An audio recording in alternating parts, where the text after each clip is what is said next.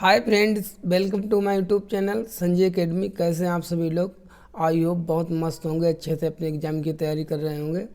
हम लोग टॉप 12 जो असर्शन और रीजन वाले जो क्वेश्चन है, अभिकथन और कारण वाले हैं क्वेश्चन है, इनको करेंगे। एक क्वेश्चन मोस्ट इम्पॉर्टेंट है। 2021 से जब से पेपर दोबारा ऑफलाइन होना शुरू हुआ है, तब से एक एक पेपर में 30 में से अभी तक मैक्सिमम ज़्यादा से ज़्यादा 6 और कम से कम 4 तो आपको देखने को ही मिलेंगे। सीडीपी और सभी सब्जेक्ट में जे आते हैं, तो मोस्ट इम्पॉर्टेंट होने वाली ये क्लास। इसमें हम जो 12 हैं उनको डिस्कस करेंगे और कम से कम एक क्वेश्चन के साथ हम 4 से 5 क्वेश्चन और उसके साथ में ही तैयार करेंगे। तो चलिए अपनी क्लास को स्टार्ट करते हैं, बने रहें लास्ट तक क्लास में। देखिए, सबसे पहला क्वेश्चन है हमारा अभिकथन। शिक्षक को सार्थक वातावरण बनाना चाहिए जिससे सभी बच्चों की सक्रिय भागीदारी और संलग्नता हो। कारण, सभी बच्चे आंतरिक रूप से सीखने के लिए प्रेरित होते, सीखने में सक्षम होते हैं। सार्थक वातावरण मतलब वो वातावरण होता है जिसमें किसी भी बच्चे के साथ कोई भी भेदभाव ना किया जाए, जाति धर्म लिंग को लेकर, और सभी को पढ़ने का मौका दिया जाए। बच्चों की पार्टिसिपेशन ज़रूरी है, बच्चे उसमें भागीदारी कर रहे हों, इंगेज हों, व्यस्त हैं, किसी काम को एक्टिविटी के माध्यम से कर रहे हैं, अपने आप से सीख रहे हैं। तो ऐसा हमारा शिक्षक को एक इन्वायरमेंट को क्रिएट करना चाहिए। तो ये बिल्कुल सही बात है। हमने पढ़ा भी है हम लोगों ने कि जो सक्रिय है, भागीदारी, संलग्नता, ये तीनों पॉजिटिव टैग वर्ड है। जहाँ पर ये तीनों मिल जाएं उसका आंसर हमेशा सही ही होगा। तो अभिकथन तो सही है। कारण देखते हैं। सभी बच्चे आंतरिक रूप से सीखने के लिए प्रेरित होते, सीखने में सक्षम होते, ये भी बात सही है। जन्मजात बच्चे जो होते क्यूरियस होते, किसके प्रति? सीखने के प्रति। तो आंतरिक रूप से, अगर यहाँ पर बाह्य रूप से होता तो वो गलत हो जाता। जो आंतरिक रूप से सीखना है वो ही सही है। और देखिए, इसकी एक ट्रिक मैं आपको बताऊं कि ये इनकी ट्रिक मेनली है। अगर ऊपर पहली बात तो अगर दोनों कथन सही हों और ऊपर वाले कथन की चर्चा नीचे की गई हो। अब देखिए, शिक्षक को सार्थक वातावरण बनाना चाहिए जिससे सभी बच्चे सक्रिय भागीदारी संलग्नता हो। ठीक है, जब बच्चे सक्रिय भागीदारी संलग्नता होगी तो बच्चे क्या करेंगे? अधिगम करेंगे, सीखेंगे। और नीचे भी सीखने की ही बात कही गई है, सीखने के लिए प्रेरित होते हैं, सीखने में सक्षम होते हैं। तब इसलिए दोनों सही हैं और दोनों एक्सप्लेन भी कर रहे हैं। तो पहले का हमारा यहाँ पर सी वाला ऑप्शन सही हो जाएगा। इन क्वेश्चंस को बहुत अच्छे से कर लीजिए। अगला क्वेश्चन है, एक ऐसा कक्षा माहौल तैयार करना जरूरी है जहाँ विद्यार्थी अपनी भ्रांतियों को व्यक्त कर सकें। कारण, भ्रांतियों पर चर्चा करना अधिगम प्रक्रिया के लिए संगत या महत्वपूर्ण है। भ्रांतियाँ क्या हैं? अगर बच्चे ने किसी भी चीज़ के प्रति कोई गलत धारणा बना ली है, गलत कॉन्सेप्ट बना ली है, तब आप उस चीज़ पर ज़रूर डिस्कस करेंगे। अगर बच्चा आपसे क्वेश्चन पूछता है उस बारे में कि जब हेलीकॉप्टर उड़ सकता है तो हम लोग क्यों भी नहीं उड़ सकते हैं, अब बच्चा छोटा है, वो नहीं जानता कि हम क्यों नहीं उड़ सकते, तो इस क्वेश्चन को के ऊपर आप बच्चे को डांटेंगे, फटकारेंगे नहीं, बल्कि आराम से उसकी जो क्वेश्चन पूछा है उसका रिप्लाई करेंगे। भ्रांतियों पर चर्चा अधिगम प्रक्रिया के लिए संगत है। संगत का मतलब महत्वपूर्ण है, इम्पोर्टेंट रोल अदा करता है। जब बच्चे की वो भ्रांति दूर हो जाएगी तब वो उससे आगे बढ़ेगा, वैसी वही चीज़ उसके दिमाग में बनी रहेगी। तब देखिए, इसमें सही भी दोनों हैं। ठीक है, दोनों सही हैं।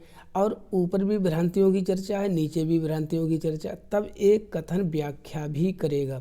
अगर ऊपर भ्रांतियों की चर्चा न होकर नीचे और कुछ होता तब व्याख्या नहीं करता, सही दोनों हो सकते थे। इन वाले क्वेश्चन में 4 पॉसिबिलिटी बन सकती हैं। दोनों सही हो सकते हैं, दोनों गलत हो सकते हैं, एक गलत हो सकता है, एक सही हो सकता है, या दोनों गलत या दोनों सही। व्याख्या हो सकती नहीं हो सकती। व्याख्या तभी करेगा जब दोनों सही होंगे, तभी। सही ना होने की स्थिति में व्याख्या नहीं करेगा। सीडीपी में तो 30 में से 6 क्वेश्चन आए हुए हैं इसमें। अगला क्वेश्चन है हमारा, एक शिक्षक को विद्यार्थियों को अपनी चिंतन प्रक्रियाओं के बारे में और अपने सीखने के तरीके के बारे में सोचने के लिए प्रोत्साहित करना चाहिए। कारण अधिसंज्ञान मेटाकोग्निशन उच्च क्रम के संज्ञानात्मक कौशलों के विकास में मदद करता है।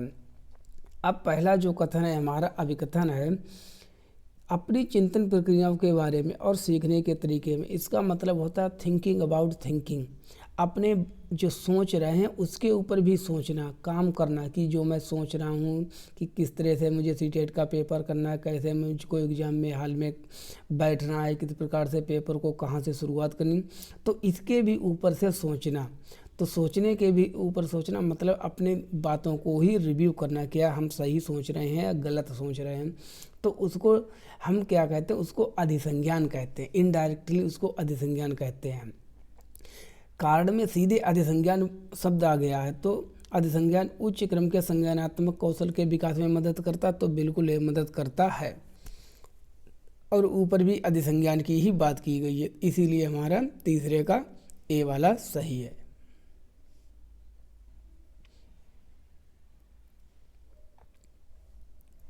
क्वेश्चन नंबर 4, क्रिया आधारित वर्ग सेंटर्ड टीचिंग, क्रिया आधारित शिक्षण अधिगम में बाल केंद्रित माना जाता है।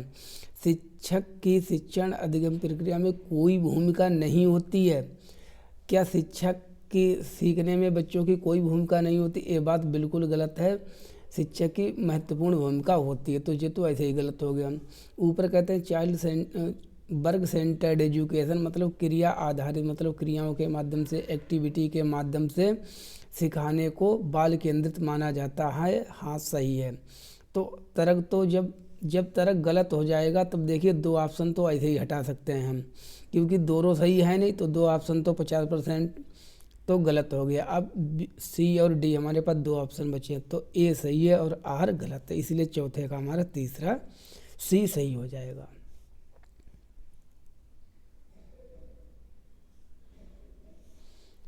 एक अध्यापिका द्वारा विद्यार्थियों को समूह में, ग्रुप में करने और सहपाठियों संग चर्चा करने के लिए प्रेरित करना चाहिए, मोटिवेट करना चाहिए।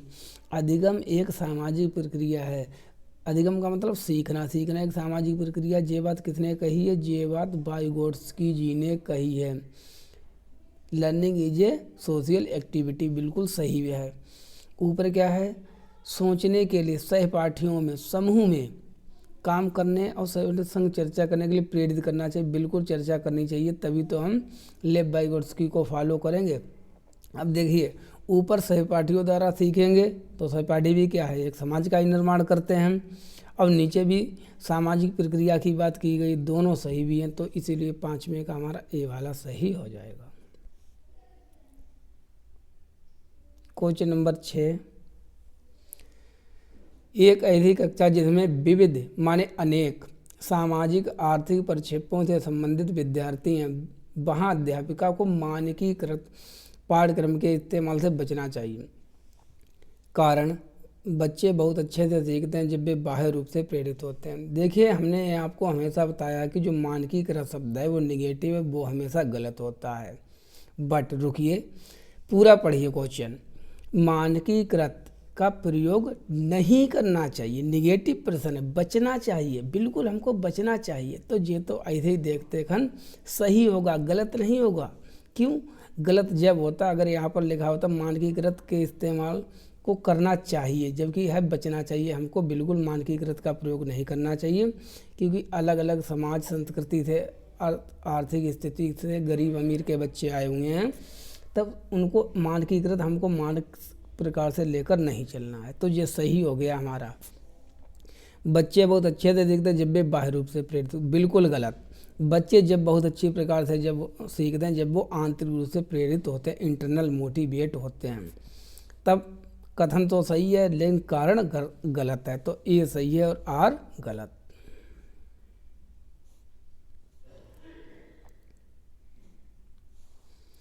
एक अध्यापिका को कक्षा में विद्यार्थियों के बीच सहभागिता, कोऑपरेटिव लर्निंग, बातचीत, वैचारिक बहस को बढ़ावा देना चाहिए, डिस्कशन को बढ़ावा देना चाहिए, बिल्कुल देना चाहिए। यही तो बात लेव वाइगोट्स्की जी कहते हैं कि सहयोगात्मक अधिगम की बात। कारण बच्चे सामाजिक अंतःक्रिया द्वारा अपने वातावरण के बारे में अर्थ सृजन में सक्षम होते हैं, मतलब चीज़ों के अर्थ निकालते हैं, सामाजिक अंतःक्रिया का मतलब जब वो बातचीत करते हैं, दूसरों को देखते हैं, तो इसको अंतःक्रिया कहते हैं। तो पहला तो बिल्कुल सही है, सहभागिता, बातचीत की बात आई है ऊपर। नीचे भी सहभागिता होगी तो अकेले थोड़ी ना होगा, बच्चे होंगे ना या अन्य लोग होंगे समाज के, तब उनसे अंतःक्रिया ही तो करेंगे। इसलिए दोनों सही हैं और एक्सप्लेनेशन भी सही है। क्वेश्चन नंबर 8, एक अध्यापिका को विद्यार्थियों को अपने विचार साझा करने के लिए प्रेरित करना चाहिए, चाहे वो भ्रांतियाँ ही क्यों ना, भ्रांतियाँ का मतलब गलत धारणाएं ही क्यों ना हों। देखिए, बच्चा क्लास में आपसे कितना भी गलत क्वेश्चन पूछे तो उसको डांटना फटकारना नहीं है। हो सकता है वो उसकी गलत अवधारणा उसने बना ली हो गलत चीज़ के प्रति, लेकिन आपको उसको पूछने के लिए प्रेरित करना है। आज अगर वो किसी भ्रांति को नहीं पूछ पाएगा तो वो कल दूसरे क्वेश्चन को भी आपसे पूछने में डरेगा, तो आपको प्रेरित करना है। तो बिल्कुल सही है, भ्रांतियाँ विद्यार्थियों द्वारा गठित सहज सिद्धांत, सहज सिद्धांत का मतलब नेव थ्योरी, जो अधिगम प्रक्रिया महत्वपूर्ण होती है। अब ऊपर भी भ्रांतियाँ हैं, नीचे भी भ्रांतियाँ हैं, दोनों सही हैं, तो हमारा पहला हो जाएगा। क्वेश्चन नंबर 9, जब शुरुआत में कोई विद्यार्थी किसी समस्या को हल नहीं कर पा रहा है तो अध्यापिका को उसे बोल बोल कर सोचने के लिए प्रोत्साहित करना चाहिए। हाँ सही है। कारण, मौखिकीकरण और बोल बोल कर सोचना विचारों को क्रमिक मतलब क्रम से क्रमिक करता है, दी गई समस्या का हल ढूंढने में मदद करता है। तो दोनों सही है। देखिए ऊपर क्या है, किसी समस्या को हल नहीं तो बोल बोल कर सोचने के लिए प्रोत्साहित करना चाहिए, सही है। ऊपर भी बोल बोल कर बात कही गई है, सही है। नीचे भी बोल बोल कर सोच विचारों को क्रमित रखने की बात की है, तो जो ऊपर है वो नीचे भी है, सही भी दोनों हैं। तब ये व्याख्या भी करेगा और दोनों सही भी है।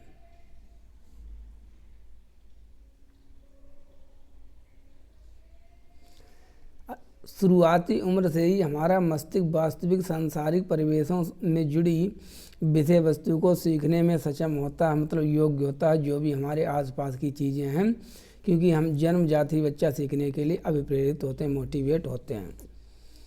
प्राथमिक स्तर पर विद्यालयों को अमूर्त विषय वस्तु और पुस्तकीय अधिगम पर बल देना चाहिए। केवल किताब ही सब कुछ है, किताब ही भगवान है। अमूर्त जो इस चीज़ को हम देख ना सकें, छू ना सकें, जो हमारे दिमाग में है। एक तो प्राथमिक स्तर के छोटे छोटे बच्चे होते हैं, तो अमूर्त नहीं मूर्त होता है यहाँ पर, तब सही होता है। अमूर्त शब्द गलत है तो तर्क गलत हो जाएगा। जब तर्क गलत हो गया तो दो ऑप्शन तो ऐसे ही गलत हो गए। क्या बचा? ए सही है, आर गलत है। ये इन क्वेश्चन से आपकी पूरी जो सब्जेक्ट का नॉलेज है पूरा रिवाइज हो जाता है। अगला है, एक अध्यापिका को विद्यार्थियों द्वारा दी गई त्रुटियों पर कोई ध्यान नहीं देना चाहिए। मतलब जो भी बच्चा गलतियां कर रहा है उन पर ध्यान नहीं दो। त्रुटियां एक अधिगम प्रक्रिया में कोई महत्व नहीं होता है। तर्क है, त्रुटियों का अधिगम प्रक्रिया में कोई महत्व नहीं होता। क्या इस संसार में कोई ऐसा है जिसने बिना गलती किए वही सब कुछ पहली बार में सही ही करता चला गया हो? अगर आप 150 प्रश्न सीटेट में करेंगे तो 150 में 150 सही नहीं जाएंगे, कुछ गलत भी जाएंगे, सही भी जाएंगे। और जो भी हम करते हैं, प्रैक्टिस करते हैं, क्या सब सही जाते? नहीं। तो गलतियाँ तो सीखने का एक अभिन्न हिस्सा है, इनको पार्ट ऑफ लाइफ है बिल्कुल। तो गलतियों के बिना हम कुछ भी नहीं सीख सकते हम। और ऊपर कह रहे हैं कि अध्यापिका को इन पर ध्यान ही नहीं देना चाहिए। गलतियां इस ओर इशारा करते हैं कि बच्चा किस प्रकार से सीख रहा है, कौन सी चीज़ अभी सीखने में कमी है। तो ये गलत हो गया। ये तो त्रुटियों का अधिगम के लिए कोई महत्व नहीं होता है, बहुत महत्वपूर्ण होती हैं, दोनों गलत। जब दोनों गलत हो गए तब हमारा हो जाएगा डी ऑप्शन। क्वेश्चन नंबर 12, एक अध्यापिका द्वारा विद्यार्थियों को कक्षा में सवाल पूछने के लिए प्रोत्साहित करना चाहिए, मोटिवेट करना चाहिए। बिल्कुल सही है। सवाल पूछना समालोचनात्मक चिंतन के विकास में महत्वपूर्ण भूमिका निभाता है। क्रिटिकल थिंकिंग होती है। समालोचनात्मक चिंतन होता क्या है? किसी भी चीज़ के सही और गलत एस्पेक्ट को जानना, पहलुओं को जानना। अगर मैं आपसे कोई भी कितनी भी गलत बात कह दूं, कुछ भी कह दूं, तो आप अपने दिमाग से उसको एनालाइज कर सकें। जैसे अगर मैं अभी आपसे कहता हूँ कि सीटेट का पेपर 140 नंबर का आएगा और जबकि आपको खूब पता है सीटेट का पेपर 150 नंबर का आता है, तब आपको हमसे तर्क करना चाहिए कि नहीं ये जो है 140 का नहीं 150 का होगा। तो तर्क आपके दिमाग में लॉजिकल माइंड हो जाए, इसे ही कहते हैं क्रिटिकल थिंकिंग, समालोचनात्मक चिंतन। तो पहला भी सही है। दूसरा, सवाल पूछना समालोचना चिंतन के महत्वपूर्ण। अब देखिए ऊपर भी सवाल पूछने की बात है, नीचे भी सवाल पूछने से समालोचनात्मक चिंतन विकसित हो रहा है, तब दोनों सही हैं। और ऊपर की चर्चा नीचे भी है, तब ये व्याख्या भी करेगा, तो 12 का ए हो जाएगा। चलिए अपनी क्लास को यहीं पर कंप्लीट करते हैं हम। कल आपका पेपर होना है 14 दिसंबर को, कुछ लोगों का 15 दिसंबर को है। तो हम लोगों ने टॉप 12 क्वेश्चन कर लिए हैं। अगर आप और इसी प्रकार के क्वेश्चन करना चाहते हैं तो टॉप 50 मैंने इसी के असर्शन एवं रीजन के अभी तक जब से स्टार्ट हुए हैं जो क्वेश्चन आने, तब से लेकर लेटेस्ट अभी तक 7 जुलाई तक के हमने पेपर जो हैं करवाए हुए हैं। उस क्लास को हम कमेंट बॉक्स में शेयर कर देंगे, अगर आप करना चाहें तो कर सकते हैं। उससे आपका complete syllabus CDP plus pedagogy सब कुछ रिवाइज हो जाएगा। अगर ज़्यादा समय नहीं है, समय तो है ही नहीं, तो उसको डबल स्पीड पर देखना चाहें उस देख लें। फिलहाल वो मोस्ट इम्पॉर्टेंट क्लास है रिवीजन के लिए। Thank you so much, best of luck. आप लोगों के लिए बहुत बहुत लक है कि आप सभी लोगों का क्लियर हो जाए CTET. Thank you so much.